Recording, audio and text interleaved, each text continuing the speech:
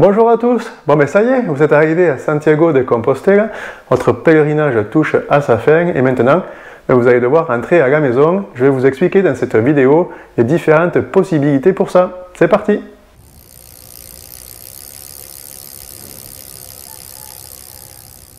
Alors vous allez voir, il y a différentes possibilités de revenir en France depuis Santiago. La plus simple, la première à laquelle je pense, c'est celle qu'utilisaient les pèlerins autrefois. Pourquoi ne pas revenir à pied, tout simplement faire le chemin en sens inverse?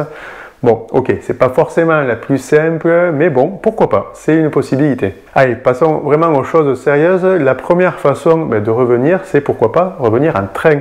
Oui, à Santiago de Compostela, bien sûr, vous avez une gare de la Renfe. La Renfe, c'est la SNCF espagnole. Mais contrairement à ce qui était indiqué sur leur site, bienvenue dans le voyage de vos rêves, je dois vous avouer que moi, dans mon cas, c'était pas vraiment un voyage de rêve qui se profilait à l'horizon. Ouais, parce qu'en fait, revenir en train, ça allait prendre beaucoup de temps. Moi, dans mon cas, il fallait que je passe par Irún. J'avais déjà 10 ou 11 heures, je crois, de trajet. Après, il fallait que je change du coup pour passer en France. Et en France, que je reprenne un autre train vers Bordeaux. Bref, c'était vraiment la galère. En plus, je ne me sentais pas trop de faire autant de temps, passer une journée entière dans le train avec le masque, étant donné les contraintes du contexte sanitaire de l'époque. Donc bon, sachez que ça existe, peut-être en fonction de là où vous habitez, ce sera plus pratique, mais moi dans mon cas, j'ai mis cette solution de côté. Autre possibilité, c'est pourquoi pas revenir en bus. C'est vrai que vous avez une gare routière juste derrière la gare de la Renfe, et de là vous pouvez avoir différentes destinations, même hors d'Espagne. Je pense notamment au bus vert et le fameux Flixbus. Effectivement, moi dans mon cas, il y avait une ligne qui partait directement à Bordeaux depuis Santiago. Ça coûtait pas très cher, c'était une trentaine d'euros. Par contre, là aussi, évidemment, ça vous demande de passer beaucoup de temps assis, beaucoup de temps avec le masque. Contrairement au train, je trouve que c'était une meilleure alternative parce que du coup, il n'y avait pas besoin de se poser la question des correspondances, pas besoin de changer de bus, c'était vraiment direct. Donc c'était une bonne idée, mais c'est pas celle que j'ai retenue.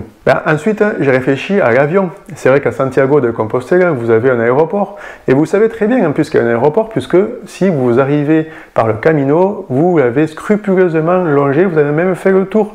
Le Camino passe vraiment à proximité de cet aéroport, il est au nord de la ville de Santiago.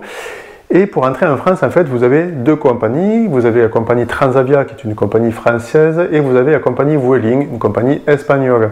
Alors, ces deux compagnies, par contre, ne desservent qu'une seule destination en France, c'est Paris-Orly.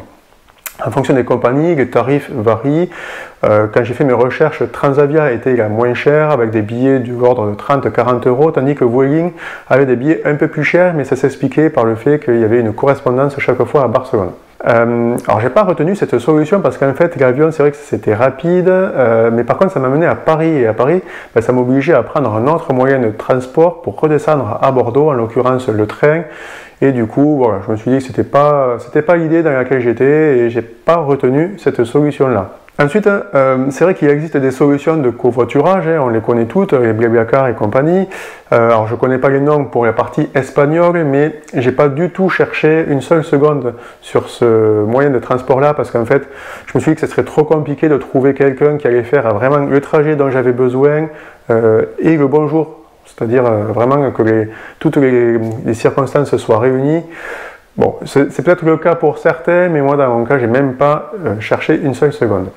Mais alors, comment j'ai bien pu faire pour rentrer de Santiago? Alors avant de rentrer moi-même, la première chose que j'ai faite à Santiago, c'était de renvoyer mon vélo. Alors si tu ne sais pas comment faire pour renvoyer ton vélo, pourquoi pas aller voir la petite vidéo que j'ai fait, je te mets le lien ici.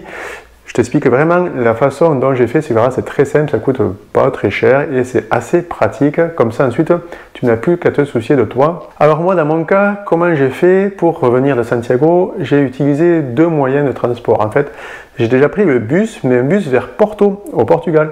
C'est vrai que Porto, en fait, c'est juste à 2h30 de bus de Santiago, et le billet de bus coûte pas très cher, il coûte 14 euros lorsque j'étais à Santiago à l'époque, donc 14 euros, j'étais à Porto. Bon, ok. Ensuite, de Porto, tout simplement, j'ai pris l'avion, mais l'avion vers Bordeaux, puisque j'avais une ligne directe vers Bordeaux.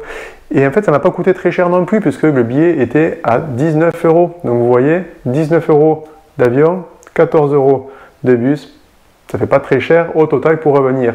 Surtout, l'autre avantage que j'ai trouvé, c'était hormis vraiment le côté économique et le côté, on va dire, rapidité, c'était le fait de pouvoir faire une escale à Porto. Alors c'est vrai que je connaissais déjà la ville, mais du coup j'ai pu faire, on va dire, un palier de décompression avant de rentrer en France, et ça, je pense que c'est vraiment quelque chose à laquelle il faut penser, c'est-à-dire de ne pas revenir rapidement en France, c'est-à-dire de ne pas revenir rapidement à la vie réelle après avoir passé tant de temps seul sur son chemin de Compostelle. Ça serait un retour trop brutal et je vous conseille vraiment de faire ça tout en douceur. Moi dans mon cas du coup j'avais pris une journée à Porto, ça m'a permis de me balader, de me changer les idées et de me préparer à rentrer en France. Bien sûr, je vous vois déjà venir, certains, vous allez me dire « Ah oui, le bus, le train, l'avion, c'est vraiment quelque chose avec des empreintes écologiques vraiment minables. » Oui, c'est vrai. Mais bon, il faut bien revenir d'une façon ou d'une autre. Mais voilà, moi j'ai fait mon choix, c'était bus vers Porto et ensuite avion vers Bordeaux. J'espère que cette vidéo t'aura plu. Ça m'intéresse que tu marques en commentaire si tu as utilisé un moyen de transport ou une façon pour revenir différente. Ça pourra être utile aux futurs voyageurs qui voudront se lancer. Donc mettez-moi ça en commentaire. J'espère que la vidéo vous a plu. Si c'est le cas, n'hésitez pas à la liker. Abonnez-vous aussi à la chaîne pour être prévenu de la publication des prochaines vidéos. On se retrouve très bientôt. Salut!